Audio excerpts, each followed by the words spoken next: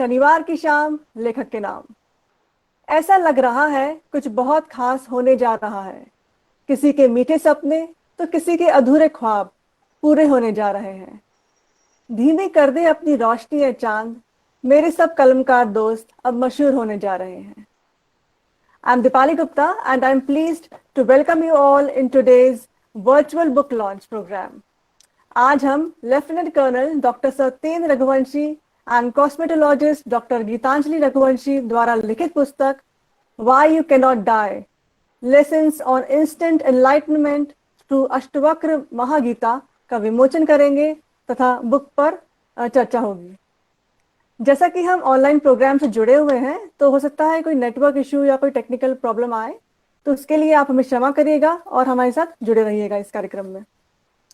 जैसे कि हर नेक कार्य की शुरुआत श्री गणेश भगवान व माता पिता के आशीर्वाद से की जाती है, और जिस कार्य में इनका आशीर्वाद हो वह अवश्य ही सफल होता है।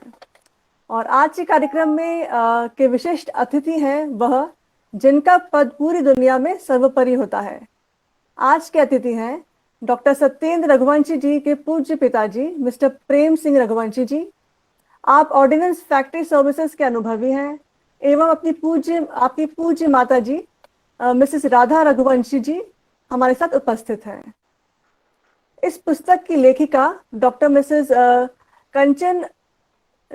गीतांजलि रघुवंशी के पूज्य पिताजी मिस्टर ब्रजेंद्र सिंह रघुवंशी जी एवं उनकी पूज्य माता जी मिसेस कंचन रघुवंशी जी भी हमारे साथ जुड़ी हुई हैं।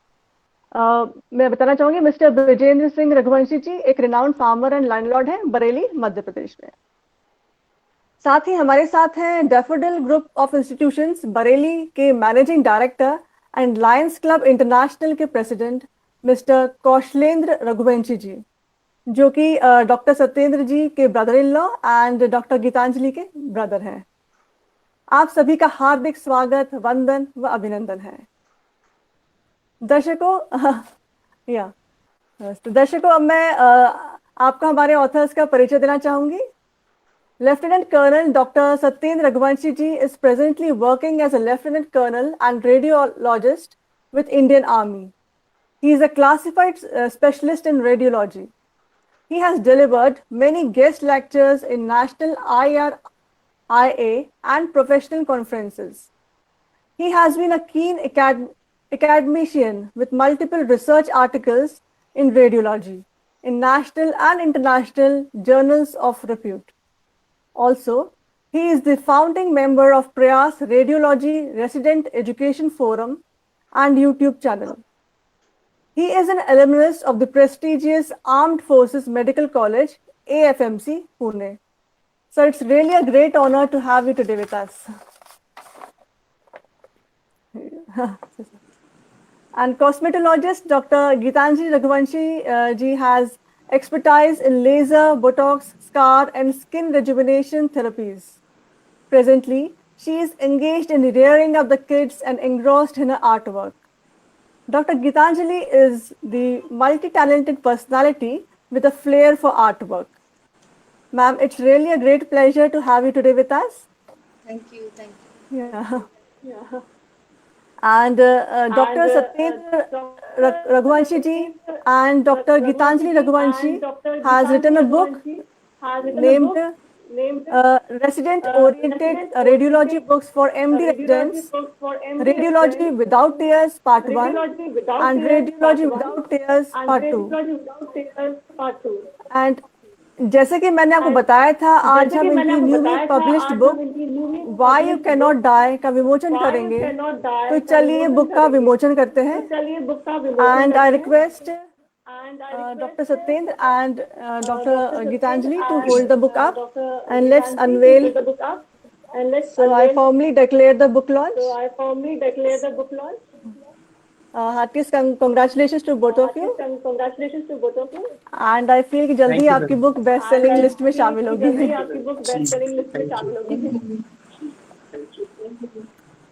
And now I request Mr. Prem Singh Raghuvanshi ji and Mrs. Radha Raghuvanshi ji कि जैसे कि आज आपके बेटे एंड आपकी डॉटर इन लॉ की बुक लॉन्चिंग है, तो आपको कैसा लग रहा है, आपके क्या अनुभव है? या बुक के बारे में कुछ प्लीज बताएं आप हमें।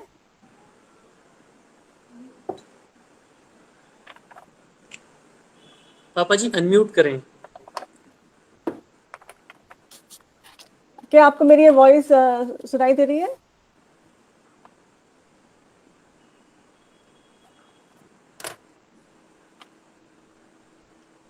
हेलो।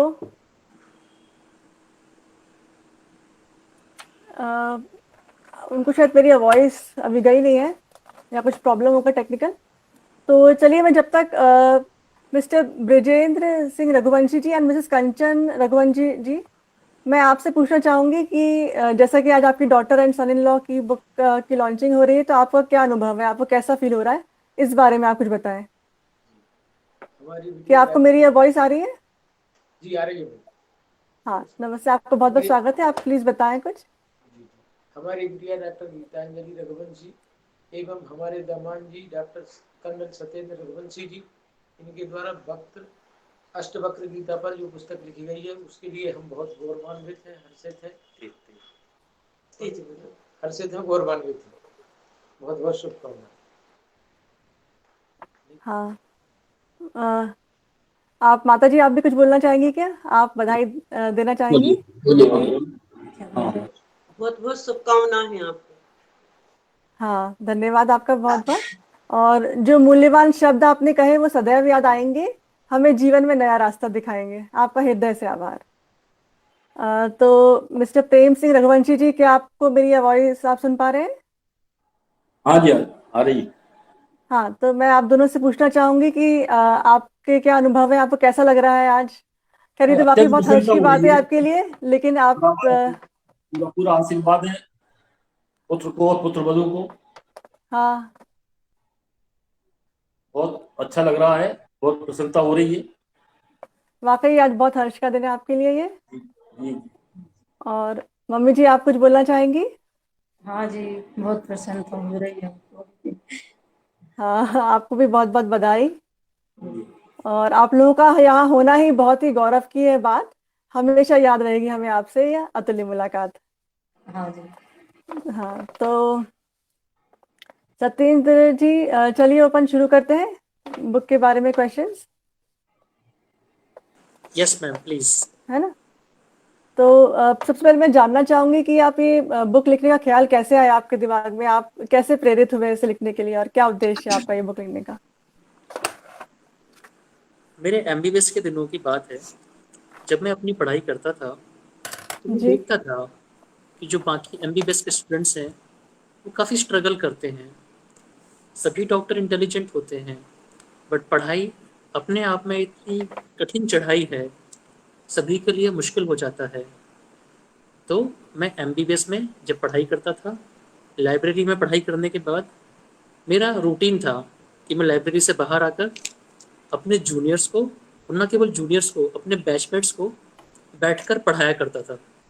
यदि कोई ओके। क्वेश्चन आता है तो उसका हाँ। आंसर कैसे देना है अच्छा। और कुछ प्रैक्टिकल में पूछा जाता है तो उसे कैसे हम्म। बताना है, ताकि ओके। अच्छे से मार्क्स स्कोर कर सकें और हाँ कहीं कोई समस्या ना हो। हाँ हाँ। जब मैं एमडी करने रेडियोलॉजी में पहुंचा, जी। रेडियोलॉजी एक ऐसा सब्जेक्ट है जो केवल टॉपर्स ही ले पाते हैं। ओके। तो radiologist are the toppers generally in every branch. तो ओके। रेडियोलॉजी में भी मेरा रूटीन ये होता था कि एमडी करते समय मैं अपने बैचमेट्स को बैठकर पढ़ाया करता था। ओके। तो मेरा इंटरेस्ट था पढ़ाने में। हाँ इनिशियली 2018 में मैंने अपनी पहली प्रोफेशनल बुक लिखी, रेडियोलॉजी ओके। Without tears. हाँ। इसका मतलब होता है कि रेडियोलॉजी को हम बिना आंसुओं के कैसे पूरा कर सकते हैं, हम्म। क्योंकि एमबीबीएस अपने आप में और उसके बाद एमडी करना अपने आप में दुनिया के सबसे कठिनतम परीक्षाओं में से एक माना जाता है।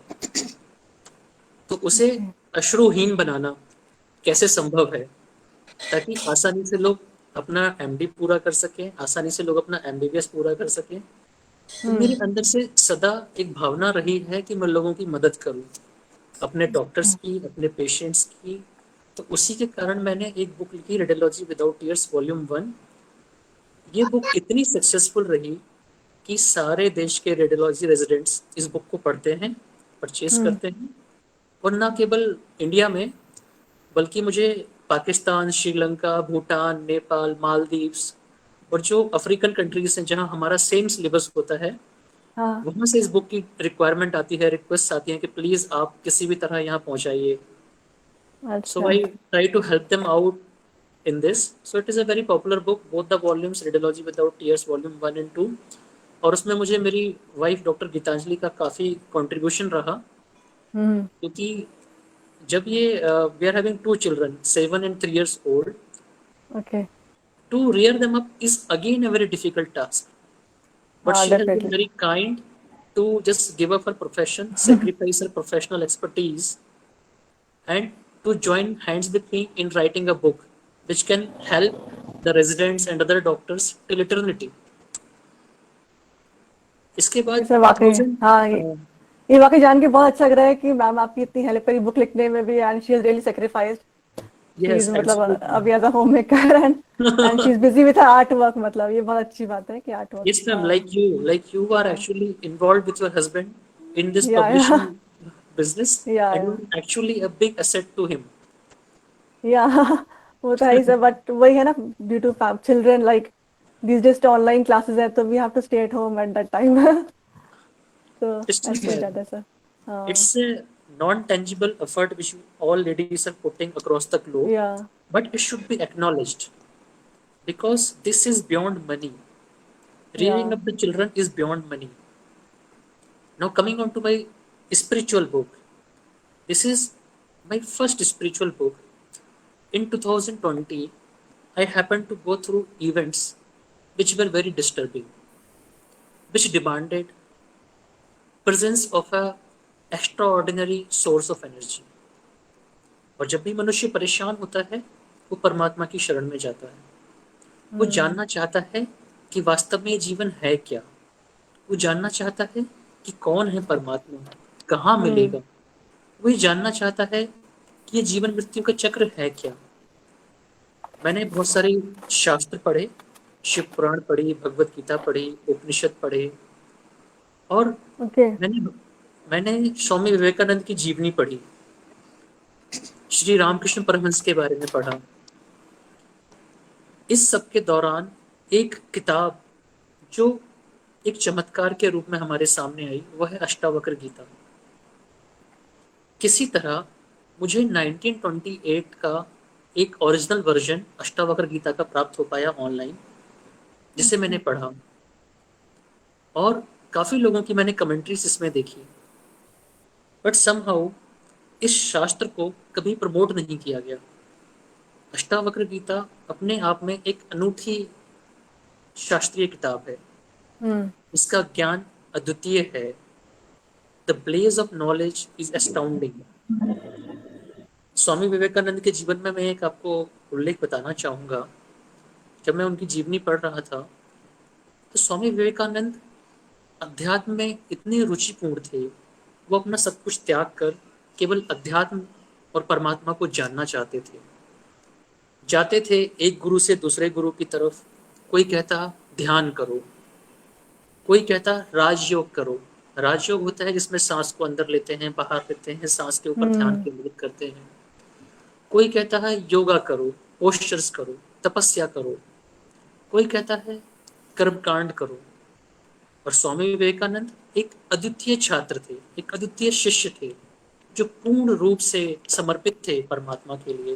वो जानना चाहते थे किसी भी कीमत पर कि क्या है परमात्मा. सब कुछ करते, जैसा गुरु कहता उससे ज्यादा ही करते.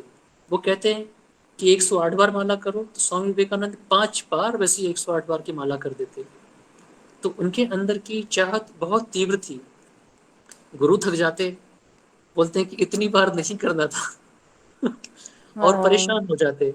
स्वामी विवेकानंद समझ जाते कि ये गुरु से बस की बात नहीं है, अगले गुरु के पास चले जाते. कोई उन्हें बोलता चलो हम विपश्यना करेंगे, कोई बोलता चलो हम राजयोग करेंगे. वो सब करते और इतनी पारंगतता के साथ करते, परंतु उन्हें कभी भरोसे के साथ कोई गुरु ये ना कह पाया कि मैं तुम्हें परमात्मा के दर्शन कराऊंगा. स्वामी विवेकानंद अंत में पहुंचे श्री रामकृष्ण परमहंस जी के पास और उनसे बोला वो बहुत क्रोध में थे, आवेश में थे और परेशान हो गए थे। इतने सारे गुरुओं के पास भटकते भटकते कोई उन्हें बता नहीं पाता था, कोई उन्हें मार्ग नहीं दे पाता था। वो इतने परेशान थे और आखिरी में स्वामी विवेकानंद के पास पहुंचे। स्वामी विवेकानंद से कहा कि क्या तुम्हें भगवान को दिखा सकते हो? तो स्वामी विवेकानंद ने जो जवाब दिया उसे सुनकर विवेकानंद जी स्तब्ध रह गए। उन्होंने कहा कि हाँ बिल्कुल, कब देखना है? अभी देखना है। ऐसा जवाब किसी ने आज तक नहीं कहा था। किसी के पास इतनी हिम्मत नहीं थी कहने की कि अभी परमात्मा को देखना है। स्वामी विवेकानंद तो एक बार के लिए चौंक गए कि कहीं ये सच में ही परमात्मा को तो ना दिखा देंगे, कि कैसा होगा परमात्मा। पर उनकी जिज्ञासा बहुत तीव्र थी। उन्होंने कहा हाँ मुझे देखना है। और कहते हैं स्वामी विवेकानंद ने कहा कि बेटा, मैं बूढ़ा हो चुका हूँ, तुम्हें परमात्मा के दर्शन कराऊंगा, परंतु मेरी आंखें कमजोर हो गई हैं। एक ये छोटी सी किताब रखी हुई है, क्या तुम इसे मेरे लिए पढ़ दोगे? स्वामी विवेकानंद ने कहा इसमें कौन सी बड़ी बात है? मैंने तो परमात्मा को देखने के लिए क्या क्या नहीं किया। मैं तो एक पैर पर पूरे दिन तक खड़ा रहा। कई बार मैं शीर्षासन में पूरे दिन खड़ा रहा, सिर के बल खड़ा रहा, उल्टा खड़ा रहा। हर तरह के योग और आसन मैंने किए। किताब पढ़ना मेरे लिए कौन सी बड़ी बात है? और वे काफी विद्वान थे। उन्होंने किताब पढ़ना शुरू किया। ऐसा कहा जाता है कि श्री अष्टावक्र गीता की वो किताब जब पढ़ने लगे तो शुरू के 15 मिनट के अंदर ही उन्हें लगा कि जैसे ऊर्जा का एक तीव्र प्रवाह, जैसे बिजली कौंध गई हो, उन्हें अपने मस्तिष्क से होता हुआ महसूस हुआ। और उन्होंने कहा कि हे भगवान, हे गुरुजी, इस पूरी किताब को मैं ठीक से ना पढ़ पाऊंगा। आप कृपया मुझे ये समझाएं। इस किताब में लिखा हुआ ज्ञान इतना तीव्र है जो मेरी समझ के परे जा रहा है। आपके माध्यम से ही मैं इस किताब को समझ पाऊंगा और आप ही मुझे बताएं। धीरे धीरे जब अष्टावक्र गीता का ज्ञान स्वामी विवेकानंद को हुआ, उसके बाद जो स्वामी विवेकानंद थे परिवर्तित हो गए। वो अद्वैत के इस दुनिया में सबसे बड़े प्रचारक हुए। अद्वैत जिसमें ये कहा जाता है कि दो नहीं है, इसे कहा जाता है कि परमात्मा और आत्मा एक ही है। और अष्टावक्र गीता अद्वैत का सर्वोत्तम सिद्धांत है, सर्वोत्तम सूत्र है। और जब मैंने ये किताब पढ़ी तो मुझे उसी तरह भावना उत्पन्न हुई जैसे किसी समय स्वामी विवेकानंद ने आभास किया होगा। मुझे लगा कि इसे एक सरल रूप में प्रस्तुत किया जाना चाहिए। मेरे मन में आकांक्षा उत्पन्न हुई, एक अभीपसा हुई, और गीतांजलि जी ने मेरी मदद की इस किताब को अच्छी तरह से एक सरल स्वरूप में प्रस्तुत करने में। और उसका ही स्वरूप है श्री अष्टावक्र गीता, हाँ, जिसमें हम समझ सकते हैं कि कैसे परमात्मा के दर्शन हो सकते हैं।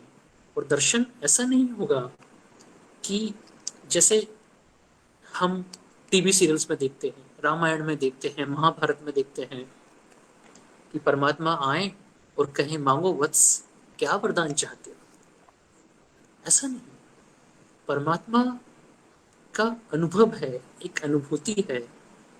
ये उस तरह है जैसे अष्टावक्र गीता कहते हैं, अष्टावक्र गीता में अष्टावक्र जी कहते हैं कि परमात्मा का अनुभव एक सूजी के रखे हुए हलवे की तरह है।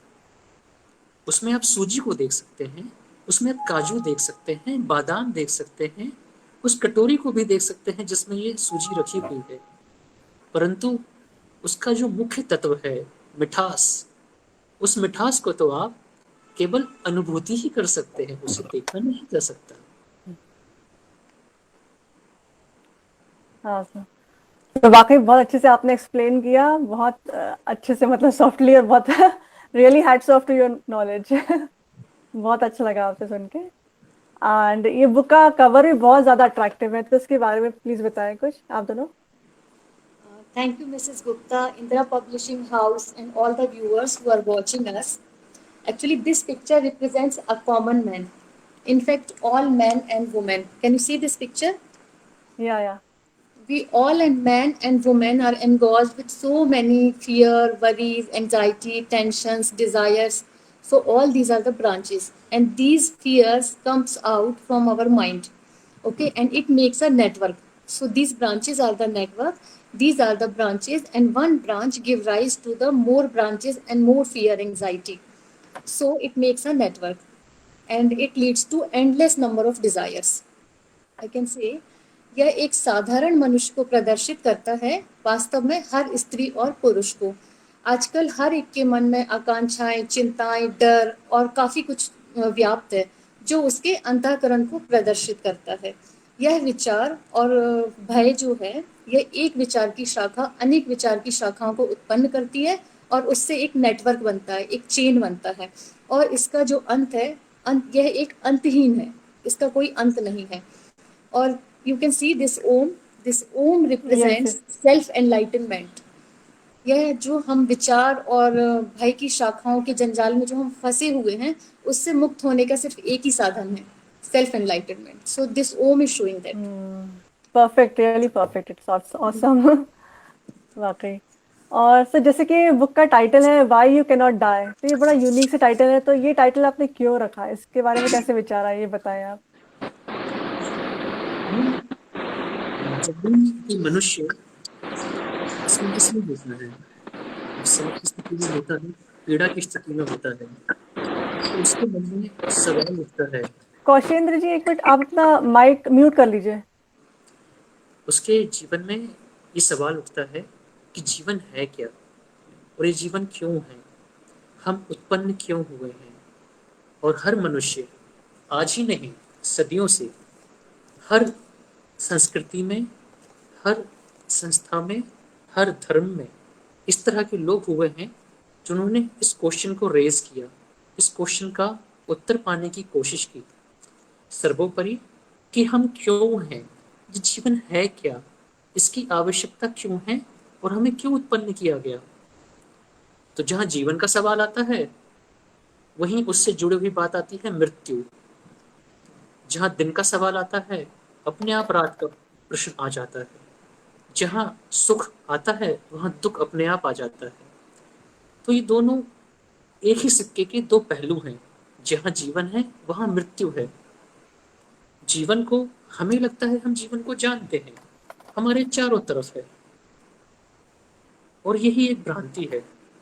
परंतु इसी से हम कहें कि जीवन क्या है, तो वह शब्दों के जाल में बताकर हमें बताना चाहेगा कि देखो ये जीवन है, ये जीना, पैदा होना, बड़ा होना, और बच्चे पैदा करना, बच्चों को पालना, बच्चों का बड़े हो जाना और बूढ़े हो जाना, फिर मर जाना, ये जीवन है। और साधारण शब्दों में लोग कहेंगे कि जन्म और मृत्यु के बीच का जो यात्रा है, उसे जीवन कहते हैं। तो जीवन की समझ के लिए लोगों के पास बहुत सारे शब्द हैं, चाहे वो उसे ठीक से समझ पाए या ना समझ पाए। परंतु मृत्यु का सवाल और मृत्यु का विचार मन में भय उत्पन्न कर देता है। जितनी जिसकी आयु या जितनी जिसकी समृद्धि, जितनी जिसने मेहनत की और जितना अर्जित किया, उसके अंदर मृत्यु का भय, मृत्यु की बात एक अपने आप में सवाल उत्पन्न कर देती है और जोर से पकड़ बनाती है जीवन के लिए। जब मृत्यु की बात करते हैं तो जीवन की समझ अपने आप आ जाती है। और ये टॉपिक थोड़ा, या इनफैक्ट कहें तो ज़्यादा इंटरेस्टिंग है जीवन के बजाय, इसलिए ये टॉपिक मैंने चूज किया हुआ है। बहुत बढ़िया सर। हाँ सर, जैसे इस बुक के कंटेंट के बारे में हम जानना चाहेंगे कि आपने अष्टवक्र गीता के अध्यायों को आपने किस तरह से प्रेजेंट किया है, तो बुक के बारे में कुछ बताया। अष्टावक्र गीता अपने आप में अष्टावक्र जी द्वारा नहीं लिखी गई। यह वास्तव में एक संवाद है राजा जनक के बीच में और अष्टावक्र जी के बीच में। राजा जनक, जैसे हमारे मन में ख्याल आता है राजा जनक के बारे में सुनते हुए कि राजा जनक शायद सीता जी के पिता थे, वो भी सही है, राजा जनक सीता जी के पिता थे। परंतु वास्तविकता में जनक मिथिला के जितने राजा होते थे उन्हें उपाधि दी जाती थी। अलग अलग इतिहासकारों ने जनक की अलग अलग संज्ञा दी है। राजा जनक मिथिला के जो राजा थे उनका नाम था। कुछ इतिहासकार कहते हैं कि वो राजा सीता जी के पिताजी ही थे वास्तव में, जो राजा जनक, जिनके बारे में अष्टावक्र गीता लिखी गई है। परंतु इतिहास में ना पढ़ें और जिसे हम ठीक से जानते नहीं हैं उसे केवल हम मान सकते हैं। तो हम एक माने कि एक राजा थे जो वास्तव में जीवन का ज्ञान जानना चाहते थे। तो अष्टावक्र जी जो बचपन से ही, इनफैक्ट कहें जब वो गर्भावस्था में थे, उनके पिताजी कहोदा शास्त्रों के सबसे बड़े ज्ञाता थे, सबसे बड़े विद्वान थे। राजा जनक हर वर्ष अपने राज्य में, अपने राजमहल में शास्त्रार्थ कराया करते थे। उस समय आज से करीब 3-4 हजार वर्ष पहले ज्ञान को समझना, ज्ञान के बारे में जानकारी प्राप्त करने का एकमात्र तरीका होता था शास्त्रार्थ कराना, जहां देश भर से और विदेशों से बड़े बड़े विद्वान, बड़े बड़े शास्त्री जी आकर शास्त्रों के ऊपर चर्चा, वाद विवाद और विमर्श करते थे। जब राजा जनक ने शास्त्रार्थ कराया, उनका उद्देश्य था कि वो जाने कि परमात्मा की प्राप्ति कैसे हो। ये पूरी जो कहानी है मैं आपको पूरा बताऊंगा तो ये किताब समाप्त हो जाएगी, परंतु हाँ, मेन पॉइंट मैं सर। आपको संक्षेप में बताऊंगा कि हाँ। राजा जनक एक जिज्ञासु के रूप में केवल 3 सवाल अष्टावक्र जी से पूछते हैं और उस सब का जो जवाब है, जो संवाद है, वो अष्टावक्र महागीता के रूप में संग्रहित है। कई लोगों को भ्रांति होती है कि अष्टावक्र महागीता और भगवत गीता एक ही किताब है, परंतु ऐसा नहीं है। अष्टावक्र महागीता अपने आप में एक अलग शास्त्र है, ये पूरी तरह से भिन्न है। ये हालांकि भगवत गीता के 3rd चैप्टर, जो कि अद्वैत के बारे में बात करता है या सांख्य योग के बारे में बात करता है, उस पर से मेल खाती है। भगवान कृष्ण महान थे, उन्होंने हर प्रकार के भक्त, हर प्रकार के मुमुक्षु के लिए कुछ ना कुछ सूत्र दिया। उन्होंने कहा जो भक्ति करना चाहते हैं वो भक्ति करें, उन्होंने भक्ति योग का संदेश दिया। उन्होंने कहा जो कर्म योग करना चाहते हैं, कर्म में विश्वास रखते हैं, उन्हें भक्ति से कोई लेना देना नहीं। जैसे बहुत सारे पुरुष होते हैं, वो कहते हैं मैं कर्म करूंगा, मुझे मंदिर में कभी कभार जाता हूँ, बट कर्म ही पूजा है। जैसे अर्जुन थे, वो कहते हैं मैं कर्म करना चाहता हूँ, तो भगवान कृष्ण ने उनके लिए कर्म योग का संदेश दिया। भगवान कृष्ण ने अपनी गोपियों के लिए, मीरा के लिए, राधा के लिए भक्ति योग का संदेश दिया। और जो भक्त ज्ञान के माध्यम से परमात्मा को पाना चाहते हैं, उनके लिए उन्होंने ज्ञान योग का संदेश दिया। अष्टावक्र गीता ज्ञान योग पर आधारित एक भिन्न सूत्र है। अष्टावक्र कहते हैं कि यदि परमात्मा को जानना है, परमात्मा को प्राप्त करना है, तो कोई मंदिर जाना आवश्यक नहीं, कोई कर्मकांड करना आवश्यक नहीं, संसार को त्यागना बिल्कुल भी आवश्यक नहीं। वो ये कहते हैं कि परमात्मा यदि आप जानना चाहते हो और प्राप्त करना चाहते हो, तो सबसे महत्वपूर्ण है कि संसार में जियो। ये बाकी शास्त्रों के मुकाबले एक अन्य तरह की शिक्षा है। और क्योंकि ये कर्मकांड का विरोध करती है, क्योंकि ये पूजा पाठ का कोई समर्थन नहीं करती, वो कहते हैं आपको करना है पूजा पाठ आप करें, आपको हवन यज्ञ करना है आप करें, और उसको जाने जो ये कर रहा है। अगर आत्मबोध ना हो तो आप जो करेंगे वो भी व्यर्थ है। तो कभी किसी विद्वान ने, किसी ब्राह्मण ने, किसी पंडित ने या किसी शास्त्री ने अष्टावक्र गीता को प्रोत्साहित नहीं किया। इसलिए आप देखेंगे भगवत गीता के ऊपर काफी लोगों ने लिखा, हजारों टीकाएं हैं, करोड़ों टीकाएं हैं वास्तव में, और सभी लोग भगवत गीता का अर्थ अपने अपने तरीके से निकालते हैं। परंतु अष्टावक्र गीता एक अद्वितीय सूत्र है, एक अद्वितीय शास्त्र है। इसमें लोग अपना अर्थ अलग अलग तरीके से नहीं निकाल सकते। अष्टावक्र जी जो कहते हैं वो अपने आप में अनूठा है। तो मैं एक प्रश्न की तरफ आऊंगा कि राजा जनक क्या चाहते थे। उनके पास सब कुछ था, शासन था, पावर थी, प्रेस्टीज थी, प्रतिष्ठा थी, धन था, संसार के जितने सुख उस समय उपलब्ध हो सकते थे, निश्चित तौर पर ही उनके पास सारे थे। संसार में जितने शास्त्र हो सकते थे, भगवत गीता, रामायण, उपनिषद, पुराण, सभी निश्चित ही उनके पास होंगे। उनके पास विद्वानों की कोई कमी नहीं थी।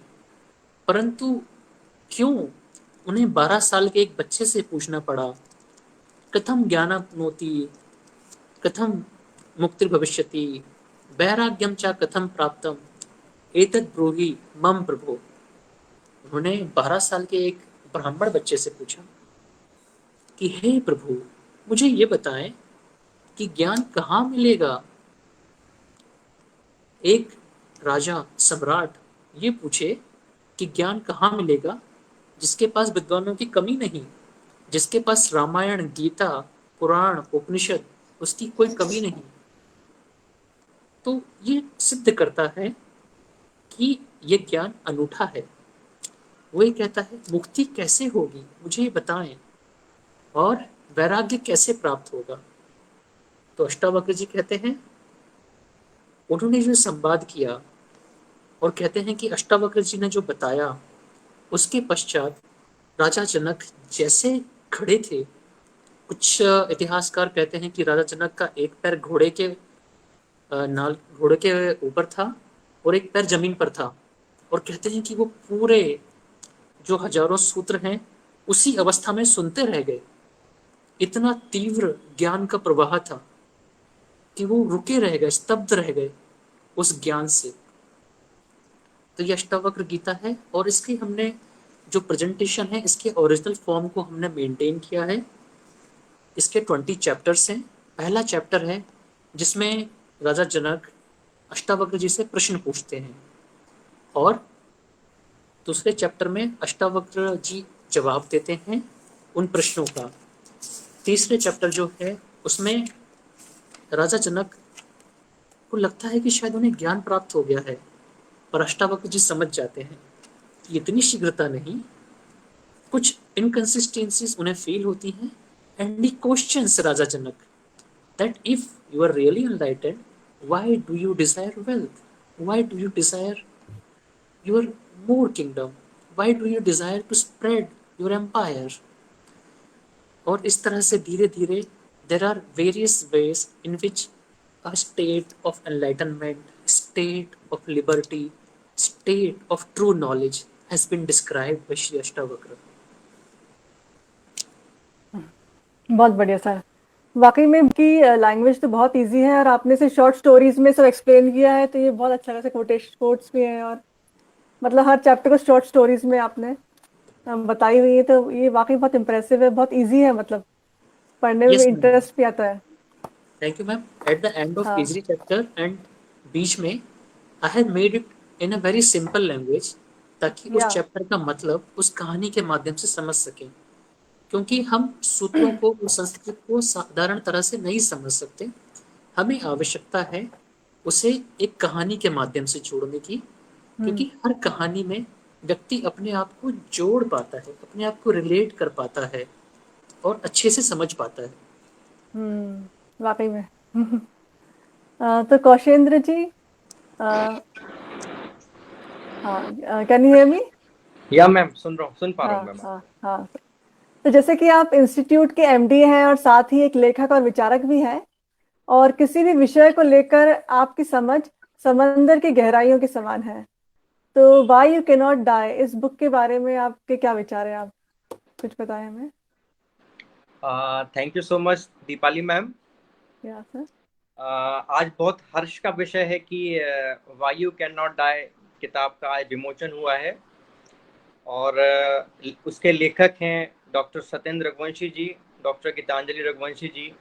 मैं उनको बहुत सारी शुभकामनाएं देना चाहता हूं, एवं उनके उज्जवल भविष्य को, उनके उज्जवल भविष्य बनाए रखने की भगवान से प्रार्थना करता हूं, कामना करता हूं। मैंने देखा है कि हर व्यक्ति के जीवन में एक बार उसके जीवन में जरूर ख्याल आता है कि हमने क्यों जन्म लिया, हमारे जीवन के उद्देश्य क्या हैं। तो अष्टावक्र गीता के ऊपर जो conversion language doctor Satyendra Raghuvanshi ji ने जो किया है, वो बहुत इजी फॉर्म में बताया गया है कि अपने जीवन का क्या उद्देश्य है और कैसे उस जीवन को अपन को सफल बनाना है। और कई बार हम ये सोचते हैं कि हम कैसा लक्ष्य निर्धारण करें। कई बार हमारे मन में बहुत विचलित हो जाते हैं, हमारे मन में ख्याल आते हैं, हम बहुत कंफ्यूज रहते हैं, कोई चीज़ को हम डिसाइड नहीं कर पाते हैं, अपने लक्ष्य की पूर्ति नहीं कर पाते हैं, और बहुत कुंठित होता है मन कि हमारा जीवन किस दिशा में आगे बढ़ रहा है। ये किताब एक बहुत भरपूर इन सब आप बोला जाए तो एक बहुत अच्छे मिश्रण के साथ बनाई गई है, और डॉक्टर सत्येंद्र रघुवंशी जी ने उसमें अपने पूरे शब्द झोंके हैं। जो जहाँ तक मैं उनको जानता हूँ, उनसे मिला हूँ, तो उनके जो विचार हैं इस बुक में आपको पूरे महसूस होंगे। और ये बुक मैं ये मानता हूँ कि जो भी इस बुक को पढ़ेगा उसको अपने जीवन में बहुत बदलाव मिलेंगे, और इस बुक को पढ़ने के बाद आप अपने जीवन में काफ़ी अच्छा लक्ष्य निर्धारण भी कर पाएंगे, और जीवन को एक बहुत सहज तरीके से भी जी पाएंगे। ये बुक मुझे देख के ऐसा लगा, इस बुक को जब मैंने पढ़ा तो बहुत खुशी हुई। और आपने जो कहा कि गंभीर विचार रखते हैं, मेरे दिमाग में भी कई बार ऐसे ख्याल आते हैं कि भाई हमने क्यों जन्म लिया, हमको कैसे आगे बढ़ना चाहिए, हमको क्या करना चाहिए, हमारे जीवन के क्या उद्देश्य हो सकते हैं। तो ये बुक वहाँ कोरिलेट करती है और आपको जीवन में आगे बढ़ाने में बहुत मदद करती है। मैं बस आखिरी में मैं इतना कहना चाहूंगा कि इस बुक किताब के लेखक डॉक्टर सत्येंद्र रघुवंशी जी, डॉक्टर गीतांजलि रघुवंशी जी को बहुत सारी शुभकामनाएं, एवं इंदिरा पब्लिकेशन हाउस परिवार को भी ढेर सारी शुभकामनाएं, और बहुत बहुत धन्यवाद कि उन्होंने इतने बड़े प्लेटफॉर्म पे आज हमें आमंत्रित किया और हमको भी अपने विचार साझा करने का मौका मिला। सभी लोगों को ढेर सारी शुभकामनाएं, आभार, बहुत बहुत धन्यवाद। Over to Deepali ma'am. Yeah. Thank you, sir, for your knowledgeable and visionary words and for your blessings. And now, Gitanjali ma'am and Satyam sir, I would like to know कि एक चैप्टर है बुक में ways of मोक्ष, तो इस बारे में कुछ बताएं आप। हमारी बुक का चैप्टर 5 है वेज ऑफ मोक्ष। मोक्ष को लेकर हमेशा हमारे मन में सिर्फ एक ही ख्याल आता है, मोक्ष मीन्स लाइक हमें ऊपर जाने के बाद शायद हमें कुछ अच्छा करने को मिलेगा, दैट इज मोक्ष। बट यहाँ इस बुक में श्री अष्टावक्र जी ने बहुत ही साधारण शब्दों में बताया है कि मोक्ष कोई स्वर्ग की यात्रा नहीं है, और ना ही यह मृत्यु के बाद प्राप्त की जा सकने वाली कोई अवस्था है। वो कई शास्त्र हमने पढ़े, कई साधु आए, कई संत आए, वो सब ये कहेंगे त्याग करो, वैराग्य अपनाओ, भौतिक वस्तुओं और साधनों का आनंद मत लो, सन्यासी बन जाओ, और अपने अपने विचार। बट ऐसा नहीं है, इसकी कोई आवश्यकता नहीं है, हमें कुछ भी त्यागना नहीं है, कुछ छोड़ना नहीं है, कोई जंगल भी नहीं जाना। मोक्ष की सिर्फ एक ही कसौटी है, self realisation. Once you do self realisation, self enlightenment, you can go away with all your thoughts. So संसार को जियो, इस संसार को भोगो, सारे ऐश करो आराम से, परंतु सबसे पहले स्वयं को जानो। एक बार अगर आपने स्वयं को जान लिया, फिर आपका हर कर्म पूजा है, हर वाक्य भजन है, और हर क्षण परमात्मा है, और जीवन मोक्ष है। बहुत बढ़िया मैम। तो सर, आपने इसे लेखन के सफर के बारे में हम जानना चाहेंगे, आपकी राइटिंग जर्नी के बारे में, और आपको कैसे इंटरेस्ट आया लिखने में, इस बारे में बताएं कुछ। मैम मेरा एक्चुअली जब मैंने राइटिंग शुरू किया तो मैं केवल प्रोफेशनल बुक्स मैंने स्टार्ट करी, क्योंकि मैं देखता था जो लोग एमडी रेडियोलॉजी कर रहे हैं, टॉपर्स हैं इस देश के, ऐसे डॉक्टर जिन्होंने अपनी पीजी के एग्ज़ाम में टॉप किया, उन्होंने रेडियोलॉजी सब्जेक्ट चूज़ किया, कुछ लोगों ने डीएनबी लिया, कुछ लोगों ने एमडी रेडियोलॉजी लिया। और मैं जब बैंगलोर में था तो मुझे मौका मिला इन सब के क्योंकि मैं कोऑर्डिनेटर होता था फर्स्ट ईयर ऑनवर्ड्स, तो मैंने कम से कम 20 एग्ज़ाम्स कंडक्ट कराए, और पूरे एग्ज़ाम के टाइम में जो हमारे फैकल्टी होते थे उन्हें देखता था कि वो रेजिडेंट से क्वेश्चंस पूछते हैं, और वो ऐसे ऐसे क्वेश्चन पूछते हैं, कई बार तो बहुत साधारण होते हैं, पर कई डॉक्टर्स उसका रिप्लाई नहीं कर पाते थे। कारण ये नहीं कि वो क्वेश्चंस बहुत डिफ़िकल्ट हैं, और कारण ये भी नहीं कि वो डॉक्टरों ने पढ़ाई नहीं करी। निश्चित रूप से डॉक्टर्स सभी बहुत पढ़ाई करते हैं, बट कारण ये उसका मूल कारण एक ही होता है, जो भाषा हमारे रेडियोलॉजी की बुक्स में या एमबीबीएस की बुक्स में लिखी जाती है वो बहुत ही क्रिप्टिक होती है, उसको समझना अपने आप में बहुत मुश्किल है। वो अपने आप में एक शास्त्र की तरह होती है। जैसे कोई संस्कृत में हमारे सामने एक शास्त्र रख दो तो हमारी क्या हालत होती है, हम 2-4 श्लोक याद कर लेते हैं और तीसरे को भूल जाते हैं। और तीसरा याद करने की कोशिश करते हैं तो पहला गायब हो जाता है। और ये सभी के साथ होता है क्योंकि स्मृति निश्चित है। इसलिए तो पहली जो मैंने बुक बनाई रेडियोलॉजी विदाउट टीयर्स, उसका टाइटल ही ऐसा था कि बिना परेशानी के आप रेडियोलॉजी को कैसे समझें और आपके कोई समस्या नहीं होनी चाहिए, कोई अश्रु नहीं आनी चाहिए, तो अश्रुहीन तरीके से आप रेडियोलॉजी को समझें। तो 2018 में मैंने ये बुक राइट की थी और गीतांजलि जी ने उस समय मेरा काफ़ी साथ दिया। तो ये बुक 1 महीने के अंदर ही इसकी 400 कॉपीज सेल हो गई, जो कि अपने आप में एक रिकॉर्ड है क्योंकि इतने तो टोटल रेडियोलॉजी रेजिडेंट्स भी नहीं होते एक साल में। सही है। तो नहीं से वाकई, हाँ। उसका क्योंकि ऑब्वियसली इतना ज़्यादा पॉपुलेशन नहीं है, बहुत ही कम रेडियोलॉजी हाँ। रेजिडेंट्स होते हैं जो हर साल निकलते हैं। तो जब उसका इतना अच्छा रिस्पॉन्स रहा तो 1 साल वो काफ़ी रिस्पॉन्स रहा और 1 साल के अंदर हमारी करीब 1000 से ऊपर कॉपी सेल हुई। क्योंकि उससे ज़्यादा होना का पॉसिबिलिटी नहीं, क्योंकि इतने तो डॉक्टर्स भी नहीं होते रेडियोलॉजी में पर ईयर। तो काफ़ी अच्छा रिस्पॉन्स रहा। उसके बाद लोगों ने हाँ। हमें रिक्वेस्ट किया कि सर आप दूसरी बुक और लिखिए प्रैक्टिकल्स के ऊपर, कि कैसे एग्जाम में केसेस कंडक्ट होते हैं और हमें कैसे रिप्लाई करना है। तो हमने वॉल्यूम 2 भी लिखा। इसी दौरान जब हम ये बुक लिख रहे थे, कुछ जीवन में हमेशा एक पड़ाव आता है जहाँ आपको लगता है कि जीवन रुक गया है, कि हमें सोचना पड़ता है, एक अंतर्द्वंद आता है कि क्या हम सही राह पर जा रहे हैं, कि यह दौड़ना, ये पद, प्रतिष्ठा, सम्मान, पैसा और ये सारे असेट्स क्या ये किसी काम के हैं? क्या ये मन को शांति दे पाते हैं? और क्या ये वास्तव में हमें सुख दे सकते हैं? तो ऐसे जब पड़ाव जीवन में आते हैं हर व्यक्ति के, तो वो अध्यात्म की राह तलाशता है। वो चाहता है कि कोई उसे मार्गदर्शन दे। जब मैंने स्वामी विवेकानंद जी की जीवनी पढ़ी और जब उसमें इस किताब का उल्लेख था, मेरे मन में एक उत्सुकता हुई जानने की कि आखिर अष्टावक्र गीता है क्या। भगवत गीता तो हम बचपन से सुनते आए हैं और मुझे लगा शायद वही होगी, जैसा हम सभी लोग सोचते हैं। जब हम गीता की बात करते हैं हम सोचते हैं भगवत गीता, और उसके अलावा हमें कुछ पता नहीं होता। पर अष्टावक्र गीता को मैंने इंटरनेट से डाउनलोड किया, पीडीएफ फाइल। मुझे एक बहुत पुरानी ओरिजिनल पीडीएफ मिला 1928 का, जो श्री जालिम सिंह जी ने किसी ज़माने में लिखा होगा, और उसकी संस्कृत प्लस हिंदी ट्रांसलेशन मुझे मिला। मैंने उसको समझा, मैंने और भी सूत्रों से ये देखा। तो अष्टावक्र गीता के बारे में बहुत ही कम लोगों ने लिखा है, बात की है, और देखा जाए तो बहुत लोग जानते भी नहीं हैं इसके विषय में, जबकि ये एक भिन्न प्रकार का शास्त्र है। तो मुझे इंक्लिनेशन हुआ इसको और सिंप्लीफाई करने का। जो मेरी क्षमता थी मेडिकल नॉलेज को सिंप्लीफाई करने की, उसको मैंने कोशिश किया और काफ़ी मात्रा में मैं सफल हुआ हूँ इसको साधारण भाषा में और ऐसे तरीके से लिखने, ताकि हर व्यक्ति के समझ में आ सके, वो जान सके कि अष्टावक्र जी कहते कहते क्या हैं और वास्तविक ज्ञान क्या है। बढ़िया।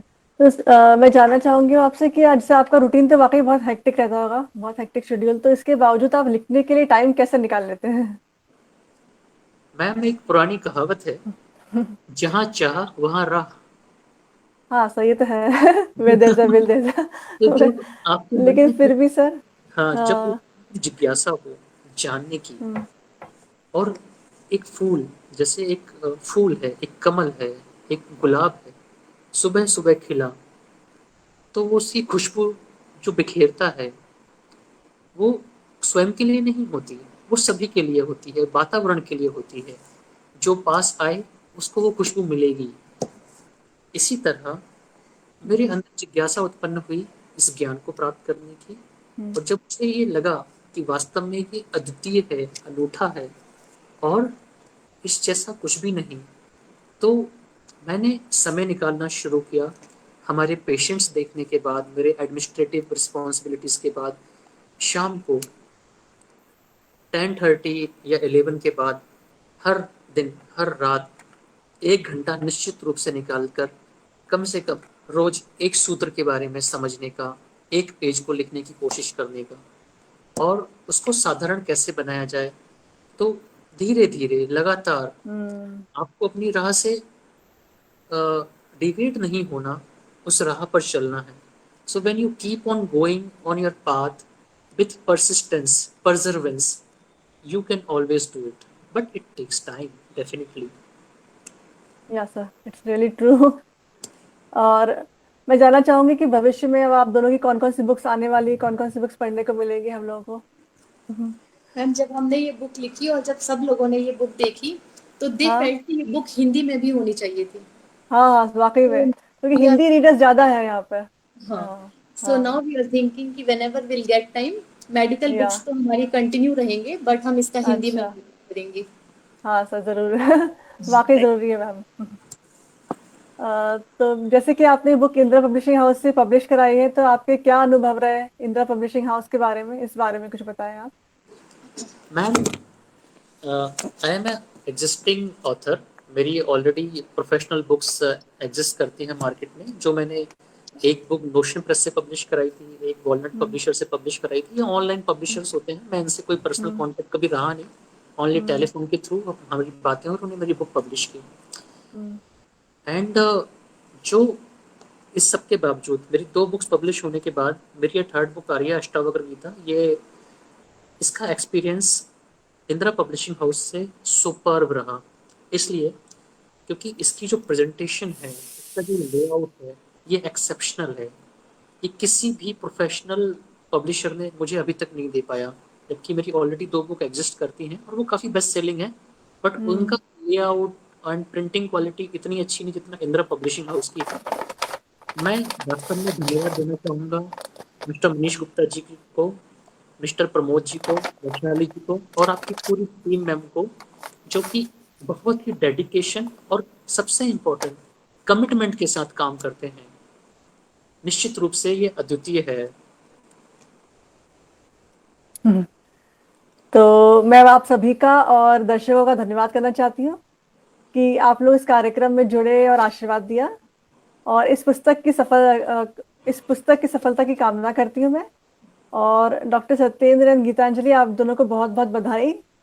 और यह बुक दर्शकों में बताना चाहूंगी कि ये बुक फ्लिपकार्ट एंड अमेजोन पर अवेलेबल है। And for any kind of latest updates about book launch, literary events, and author discussions, I request you all to do subscribe our channel. And if writing is your passion and you want to become a published author, then do mail your script to us at promotions@indrapublishing.com. तो दर्शकों, अब अपन मिलते हैं next Saturday, शनिवार की शाम, लेखक के नाम कार्यक्रम में एक नए ऑथर के साथ। जब तक के लिए take care and stay home, stay safe.